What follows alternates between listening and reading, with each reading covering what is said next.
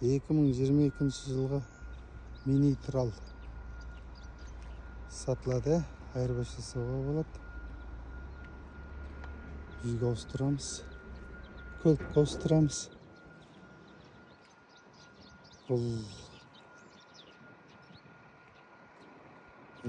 евро 6, 200 аттың күші бар. Күзіктің ені 2 метр 55, ұзыны 6 метр 50. 10 тонна алып жүре алады. 10 тоннадан жоғарыда алып жүреді. Негізі 12 тоннаға дейін алып жүре алады.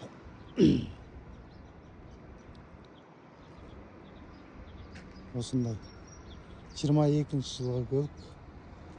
Қызығушылар болса хабарлассаңыздар болады. Тунфу маркалы Вишай мотор. Осындай арналы экскаватор техника тасуға